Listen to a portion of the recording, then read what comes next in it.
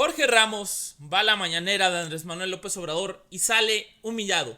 Trata de provocar al presidente de la República con el tema, por ejemplo, de seguridad y con el tema de Donald Trump, tratando de crear conflicto entre ambas partes. Jorge Ramos es la Laura Bozzo del periodismo. Arma montajes, se va a Venezuela, dice mentiras, trata de crear polémica en lugar de buscar información de las personas que entrevista. Jorge Ramos ya no tiene credibilidad y Jorge Ramos está ahorita en lo más bajo de su carrera. Y ahora en la mañanera salió súper humillado por Andrés Manuel López Obrador. Esto es Quesadilla de Verdades. Comenzamos. Protesto guardar y hacer guardar la Constitución política de los Estados Unidos mexicanos y las leyes que de ella emanen. ¡Que viva México! ¡Viva México! ¡Viva México! Hola amigos y amigas de Quesadilla de Verdades, sean bienvenidos a un video más. Resumen de Jorge Ramos en la conferencia de Andrés Manuel López Obrador. Ramos hace una pregunta fascista sobre Venezuela. Ramos hace una pregunta fascista sobre la relación México-Estados Unidos, tratando de crear conflicto entre Donald Trump y Andrés Manuel López Obrador. Ramos hace una pregunta fascista sobre la violencia en México. AMLO enorme. Una vergüenza Jorge Ramos News. También habló sobre lo del Reforma y la Carta del Rey de España, pregonando, apoyando la libertad de expresión Jorge Ramos. ¿Qué sucedió? Me tiene bloqueado en Twitter. ¿Qué quiere decir? Que es un doble cara. No apoya la libertad de expresión y es intolerante. Miren esto, nada más.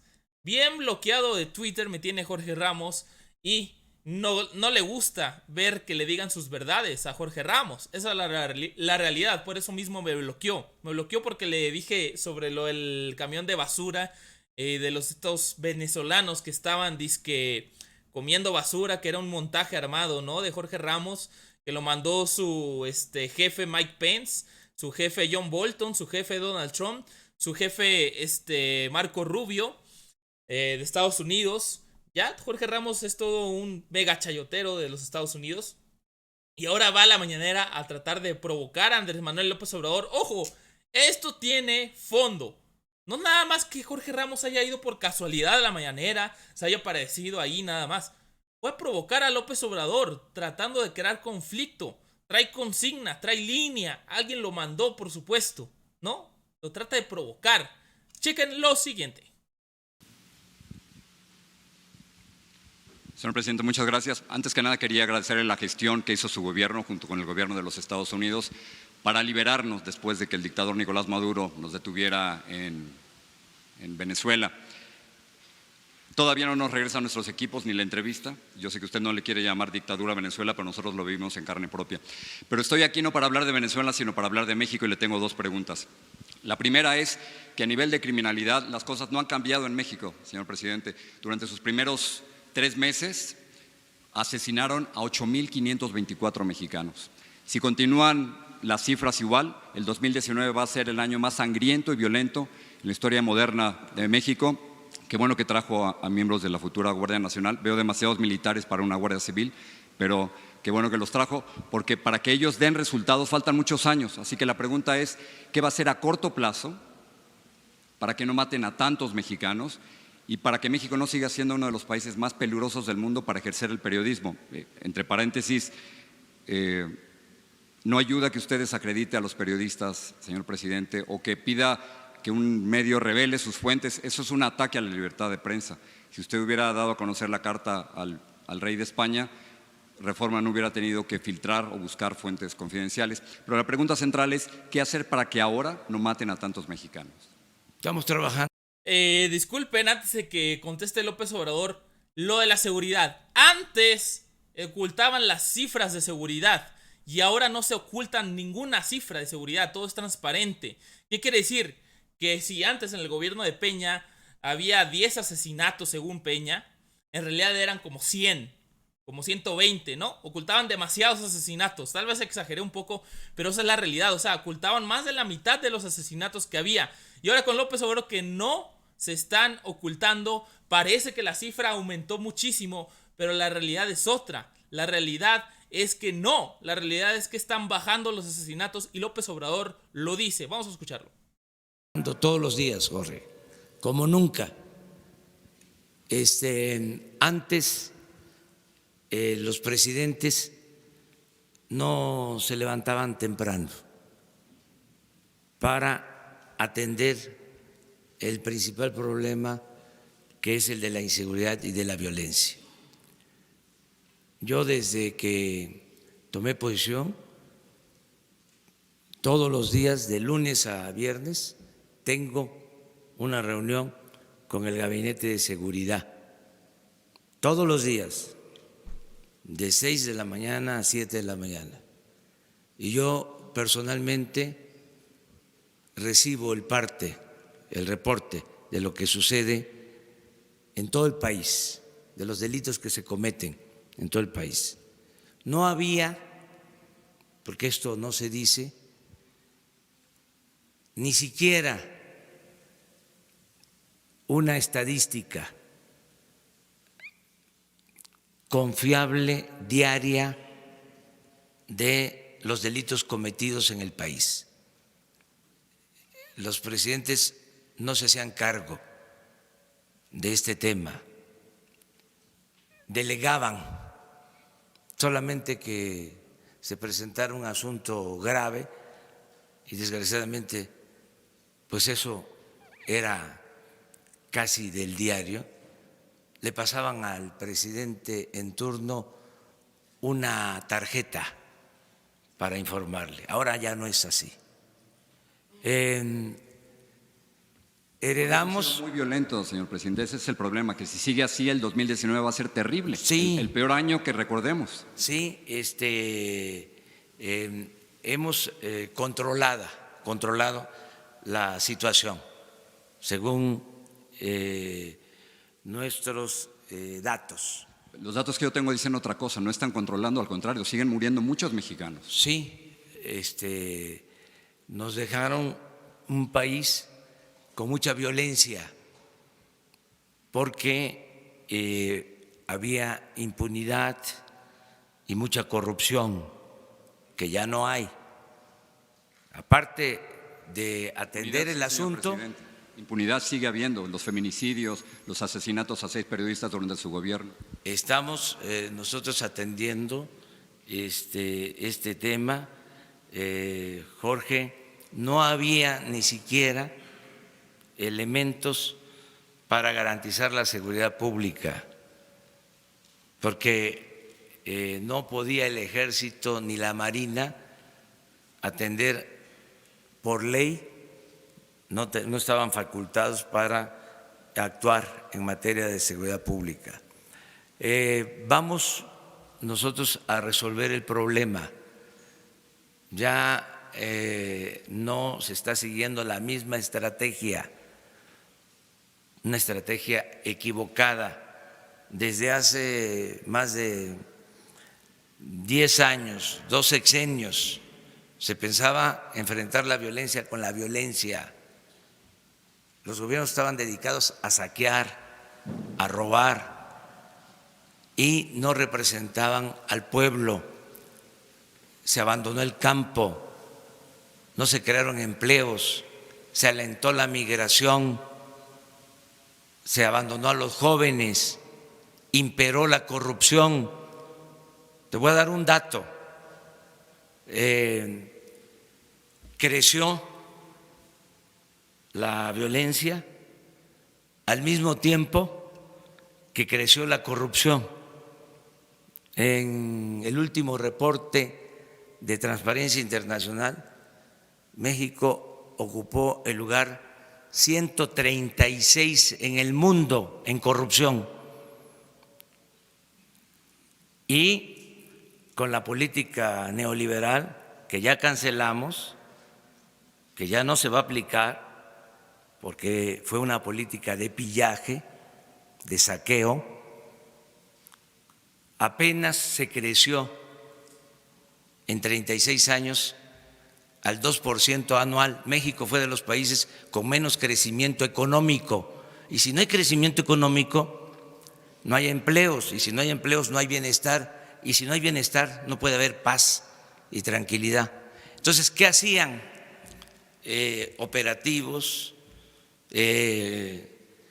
cárceles, queriendo enfrentar la violencia con la violencia. Ya esa política no se continúa. Ahora estamos atendiendo a la gente humilde, a la gente pobre, para que, sobre todo los jóvenes, no se vean obligados a tomar el camino de las conductas antisociales. Todo esto nos va a llevar algún tiempo, pero ya comenzó esta nueva política y esto tiene como complemento la perseverancia, la coordinación. Anteriormente la Marina actuaba por su cuenta, el Ejército hacía lo propio, la Policía Federal también, las policías estatales, las policías municipales. Ahora ya no, ahora hay coordinación. Ahora se aprobó una reforma constitucional. Pero no resultados, señor presidente. Claro no que sí hay resultados. Las cifras indican que sigue aumentando el número de asesinatos, 8.524 en los 3 meses primeros. No han aumentado. No, claro que han aumentado, por No, supuesto que sí. Sí. Yo tengo otra información. ¿Son cifras de su propia Secretaría de Seguridad? Sí, pero yo te invito para que las revisemos. ¿Esas no son ciertas? ¿Las cifras de las de nosotros no son ciertas. No, le pregunto que si las cifras de su Secretaría de Seguridad no son ciertas. Dicen que murieron 8.524 mexicanos en los primeros 3 meses. Vamos viéndolas. Yo no te voy a decir, porque no me gusta decir mentiras. A ver, ¿por qué no pones la gráfica del promedio diario? Sí, pero no es cuestión de promedio diario, es cuestión de cuántos mexicanos han muerto durante los primeros 3 meses. No. Y yo traigo mis fuentes aquí. En 2 sexenios,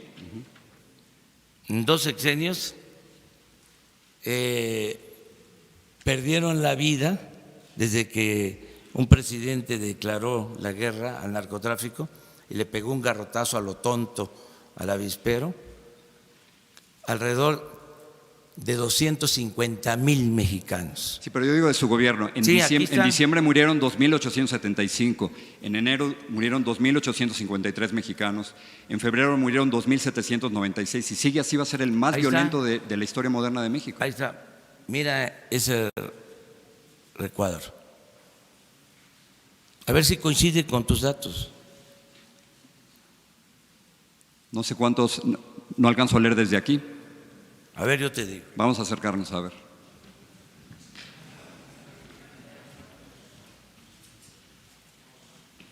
Promedio diario. Es que no lo oyen aquí. Promedio diario. 79. Diciembre.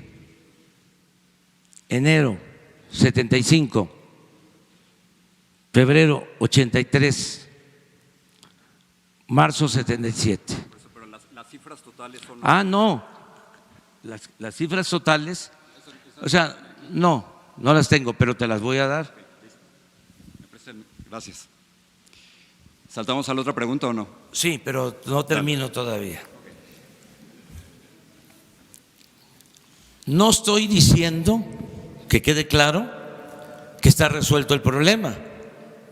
Lo que estoy diciendo es que hemos mantenido los niveles que existían anteriormente, o se revirtió la tendencia que traíamos sobre el delito de homicidios. Es ahí donde no coincidimos. Yo no veo ninguna que se ha revertido absolutamente nada. Sí, pero vamos poco a poco y mi compromiso es que van a bajar los homicidios. Ya lo hice cuando fui jefe de gobierno en la Ciudad de México. Cuando llegué eran 3 homicidios diarios y dejé un promedio de 1.8, bajé 30% los homicidios cuando fui jefe de gobierno en la ciudad. Es lo que aspiro ahora, es el compromiso que tengo. Entonces, vamos a resolver esto. En cuanto a lo que dices del Reforma, yo creo que garantizando la libertad de expresión, sin censura, no hacer lo que se hacía anteriormente, cuando el Reforma protegía a gobiernos del periodo neoliberal, que protegió a Salinas, que protegió a Zedillo y a todos, y que incluso tengo pruebas de que ayudó a legitimar el fraude electoral del 2006 y apoyó mi desafuero, porque es un partido, sí, es un partido, es un periódico conservador. ¿Sí? Pero independientemente de esa postura conservadora, cuyo distintivo es la hipocresía, independientemente de eso, siempre se les va a garantizar el derecho a manifestarse. Nunca jamás revelar las fuentes, no. Yo orgullosamente llevo mucho tiempo trabajando en Reforma y eso no es cierto. Vamos nosotros a atentar en contra del periodismo. No va a pasar lo que sucedió, y ellos no dijeron absolutamente nada, cuando un gobierno de derecha conservador expulsó a José Gutiérrez Vivó, lo desterró, o lo que pasó en el sexenio pasado con Carmen Aristegui. Eso jamás, Jorge, va a suceder. Pero ¿no cree que revelar las fuentes, pedir que revelar las fuentes es un ataque a la libertad de prensa? No, no es ningún ataque. Es que si lo es, hay periodistas que van a la cárcel para no revelar las No, fuentes. pero ningún periodista, señor presidente, va a revelar las fuentes, ninguno. No. Y si usted hubiera publicado la carta, no hubieran tenido que usar fuentes confidenciales. Pero que no revelen las fuentes, Jorge. No es obligatorio, ni va a haber coerción, no va a haber represión. O sea, ya no está pidiendo que revelen las fuentes. No, si lo dije desde el principio. No, usted había dicho otra cosa. No, usted había pedido que lo revelaran dije las fuentes. Desde el principio, el primer día dije, y si no quieren revelar la fuente, que no las revelen. Que no lo van a revelar. No le hace. Pero ninguno de nosotros las va a revelar. No. ¿Sabes por qué lo dije? Porque quiero ejercer mi derecho a la réplica. Y nosotros a la libertad de prensa. Eso es todo. Y que haya diálogo circular. Entonces, ¿por qué ellos sí pueden plantear que haya transparencia y yo no puedo pedir que haya transparencia? Sí, pero no revelar las fuentes. No, jamás. No. En este caso se trata de una carta que se envió a un gobierno extranjero y que de repente aparece publicada en el periódico Reforma. Entonces, ese es nuestro trabajo. Por eso, si no la quieren revelar las fuentes, no hay ningún problema. Pero yo tengo el derecho de manifestarme también, ¿no? Es lo que estoy haciendo. Déjame pasar la segunda pregunta. En el 2017 en una entrevista usted me dijo que Donald Trump sí era un racista. Incluso después usted escribió un libro llamado Oye Trump, que fue muy crítico con el presidente Donald Trump. Pero desde que llegó usted a la presidencia, aparentemente las cosas han cambiado un poco. Muchos acusan a su gobierno de ser la policía migratoria de Donald Trump. La pregunta es si usted cree que el silencio es la mejor estrategia para lidiar con un bully como Donald Trump. Yo lo que considero que no debemos pelearnos con el gobierno de Estados Unidos como política, y que ha habido una relación de respeto mutuo que yo estimo mucho. Yo represento a todos los mexicanos y me importa tener una muy buena relación con el gobierno de Estados Unidos. es una vecindad necesaria, una muy buena vecindad que debemos de procurar, fincada en la cooperación para el desarrollo. Y no voy a caer en ninguna provocación, no me voy a enganchar en un debate con el presidente de Estados Unidos cuando tenemos en Estados Unidos 24 millones de mexicanos, 12 millones que nacieron en México y 12 millones de padres mexicanos. Entonces, voy a actuar de manera responsable. Tengo que reconocer que han sido respetuosos con nuestra soberanía. Cuando se negoció el Tratado de Libre Comercio y el gobierno anterior y el gobierno de Estados Unidos, el gobierno actual, querían establecer un capítulo de energía que comprometían nuestra soberanía en el manejo del petróleo, dijimos no. Y se rompieron las pláticas y después de un tiempo se restablecieron las pláticas y se aceptó nuestra propuesta para que México siga siendo un país libre, soberano en esta materia y en todo. Pero esto implica también una actitud de parte nuestra responsable y el que no nos peleemos sin ton ni son con el gobierno de Estados Unidos lo aprueba la mayoría de los mexicanos. Quienes quisieran que nos peleáramos son nuestros adversarios.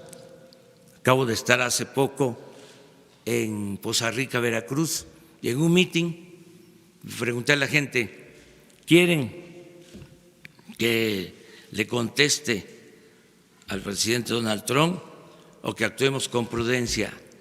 Por unanimidad, habían como 3,000, como 5,000 personas, todos levantaron la mano para decir prudencia. Y esos son mis asesores. Yo escucho mucho a la gente todos los días, porque muchas veces los expertos se equivocan, y se equivocan, entre otras cosas, porque no recogen los sentimientos de la gente, teorizan demasiado o tienen prejuicios ideológicos. Lo que hay en el fondo, Jorge, en México y en otras partes, que además no debe por qué considerarse un defecto o algo que afecte a la vida pública, lo que hay en el fondo es que son posturas distintas. O sea, ya no hablemos de capitalismo, socialismo, de fascismo, de neoliberalismo. Hablemos de que siempre han habido dos posturas, dos corrientes de pensamiento, el pensamiento conservador y el pensamiento liberal. No hablemos de derecha o de izquierda. Sí, hay en México un partido, o sea, no formal, real, que es el Partido Conservador. Y existe afortunadamente un partido liberal. Entonces, los del Reforma y otros grupos con todo su derecho pertenecen al Partido Conservador. En apariencia se presentan como liberales, pero no lo son. Entonces, sí tenemos esta discrepancia, pero es bueno el debate, la pluralidad, el que podamos ventilar estas cosas. Esto es la democracia. En las dictaduras es un pensamiento único. No se puede expresar nada. Se limita la libertad o todas las libertades. La democracia es esto que estamos haciendo ahora. O sea que podemos discrepar, pero nos respetamos y esto es sano para la vida pública del país y nos da muchísimo gusto que estés tú aquí. Gracias.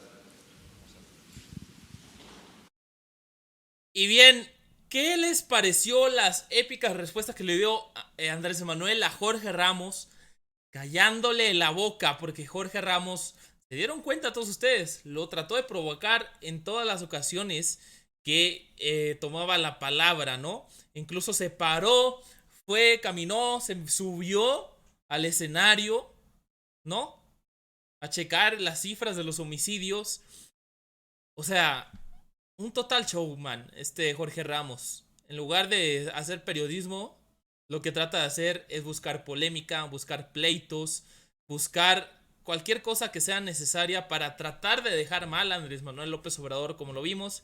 Pero el que quedó mal fue Jorge Ramos. Yo soy Isaí Ramírez, reporté para Que Se Vea de Verdades. Dime tú qué piensas en la caja de comentarios y nos vemos en un próximo video. Chao, chao.